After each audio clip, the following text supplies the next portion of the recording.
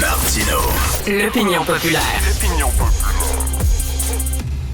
Ceux qui me connaissent savent que je suis pas un crack du sport, là. Je suis pas ça et tout ça, mais j'aime beaucoup lorsqu'on fait un lien entre le sport et l'économie, le sport et la culture, le sport et la politique. Ça me fascine. Et c'est ce que fait souvent Jean-Nicolas Blanchet, excellent chroniqueur sportif. Il est adjoint au directeur des sports au Journal de Montréal, au Journal de Québec. Et hier, il a écrit un texte sur les liens entre, le capitalisme et le sport.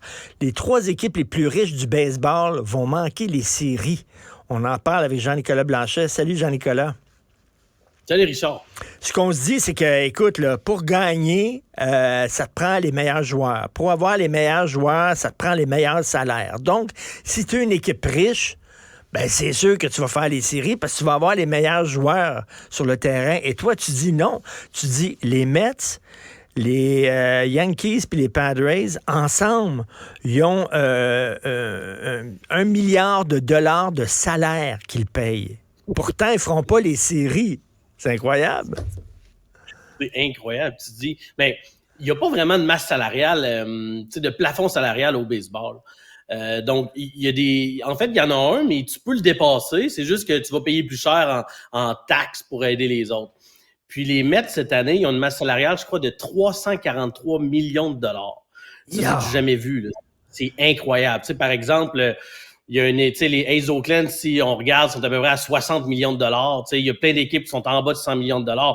Donc, tu sais, il n'y a aucune commune mesure. Puis ça, c'est parce que le propriétaire des Mets, qui s'appelle Steve Cohen, lui, c'est un personnage particulier, là. C'est un homme d'affaires qui a fait fortune, ensuite qui a été poursuivi, qui a quasiment tout perdu, qui a payé 2 milliards qui était obligé d'aller devant les tribunaux, que son entreprise a eu 2 milliards de pénalités. Après ça, il a recommencé, il a investi. C'est un gars qui collectionne les Picasso, tu sais, c'est un gars assez excentrique, là, tu sais. Puis lui, il est arrivé à la tête des Mets, puis il a dit, moi, là, je vais tout faire, mais ils vont gagner les Mets. Donc lui, là, il prend tous les joueurs qu'il veut, là, il n'y a aucune limite, là. Donc là, cette année, on s'était dit, bon, les Mets, là, avec tous ces joueurs-là, ils vont gagner, ils font même pas les séries. Tu sais, donc c'est sûr que c'est assez embarrassant Mais c'est embarrassant pour les 3 équipes, là, les Mets, les Yankees puis les Padres. C'est, comme tu dis, c'est les 3 équipes les plus riches. Mais moi, comme je te dis, je connais pas grand-chose au sport, mais j'ai vu Moneyball, qui est un Christy de bon film. Et Moneyball, ce qu'il disait, c'est que t'as pas besoin d'avoir une énorme masse salariale puis de payer les meilleurs joueurs pour avoir une équipe gagnante. Rappelle-nous, ceux qui n'ont pas vu ça et ceux qui connaissent pas la théorie de Moneyball.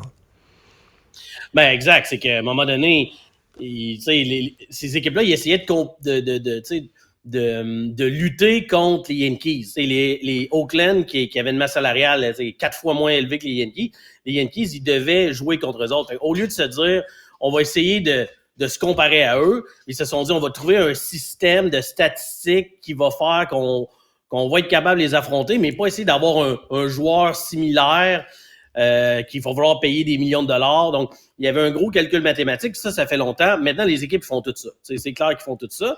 Mais il y a des équipes qui ont de l'argent, ils font ça, puis en plus de ça, ils sont pas capables de gagner, là. Donc, tu sais, des équipes comme Moneyball, il y a les Rays de Tampa Bay, présentement, c'est une équipe qui dépense en bas de 100 millions, qui font toujours les séries. C'est incroyable. Puis c'est pour ça que tu vois des équipes qui vont chercher les dirigeants de baseball de ces équipes-là, parce qu'ils veulent comprendre comment ça marche, là. Puis je parlais avec quelqu'un que je connais qui travaillait avec les Blue Jays de Toronto. Puis la plus grosse dépense d'une équipe de baseball, c'est quoi? Puis ça n'a pas rapport à connaître le sport. La plus grosse dépense, c'est sûr que ce sont les joueurs, là. Il n'y a pas une dépense qui est plus élevée. Il faut absolument prendre des décisions qui sont 100%. Il faut que tu sois 100% dans ces décisions-là. Donc, quand tu décides de donner 3 millions au lieu de 2 millions, puis c'est pas une bonne décision, mais c'est catastrophique pour ton équipe. Tu as moins d'argent. Et l'idée de Moneyball, c'était, nous autres, on peut pas aller chercher des vedettes établies là, qui demandent des gros salaires, puis tout ça, des gros joueurs. On va aller chercher les joueurs qui commencent avec un certain potentiel. Puis là, on peut miser sur eux autres, des espoirs et tout ça. Et c'est comme ça qu'on va les battre. Et finalement, ça a fonctionné. Comme tu dis, maintenant, toutes les équipes fonctionnent avec ça. Mais les trois boss, là, boss des Mets, des Yankees puis des Padres, là, qui ont dit, nous autres, là, ils ont dit à leur gang, nous autres, là, c'est qu'on va mettre de l'argent, puis vous allez voir, on va gagner. ils ont l'air gros gens comme devant, là, les autres, là. Ben, ça n'a pas de bon sens, là. Imagine, c'est comme si ça fonctionnait comme ça au hockey, c'est comme si les sénateurs avaient une masse salariale de 40 millions, puis que les Canadiens avaient une masse salariale de 140 millions, puis les Canadiens faisaient pas les séries, puis Ottawa finissait premier. D'après moi, ça n'irait pas très, très bien à Montréal. Mais c'est la même chose.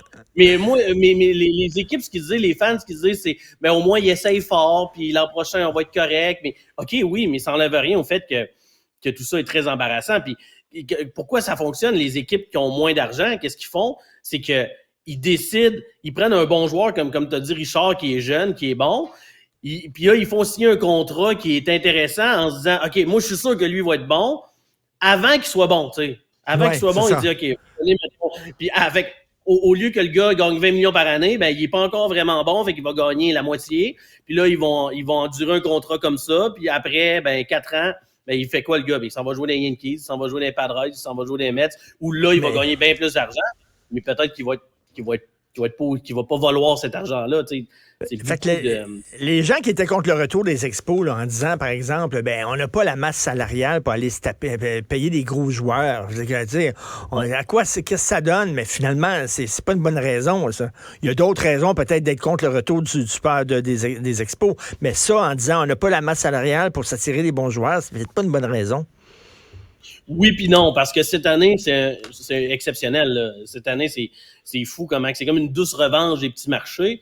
Mais dans les 10 dernières années, il y a combien de fois c'est arrivé qu'une équipe, si tu prends le tiers des équipes les plus pauvres, là, combien de fois dans les 10 dernières années, c'est une de ces équipes-là des plus pauvres qui ont gagné la Série mondiale? C'est 0-0.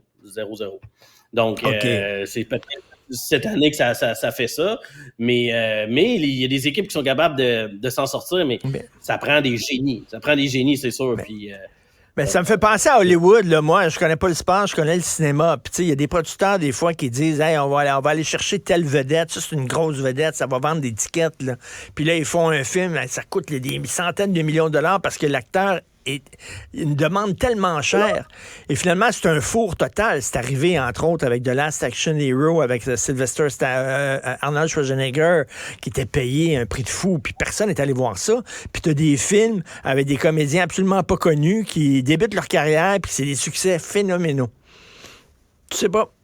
Oui, t'as raison, mais tu sais, le problème dans le sport ou au baseball, c'est que ils font cet effort-là, ça marche, puis là, c'est magique, puis là, il y a un joueur qui sort de nulle part, puis là, ils sont chanceux, puis là, on se dit, waouh, c'est incroyable ce qu'ils ont fait. Mais là, l'année d'après, tout recommence à zéro, puis là, il faut qu'ils le refassent. Là, à un moment donné, ça, c'est bien beau être chanceux, puis ça fonctionne, mais à un moment donné, ça s'épuise, puis c'est qui finit par gagner plus souvent? Ben, ça va être Steve Cohen, c'est Picasso, puis c'est Mets, puis les méchants Yankees, puis c'est ça. Donc, pour le retour des expos, ça coûterait cher d'être compétitif, c'est sûr.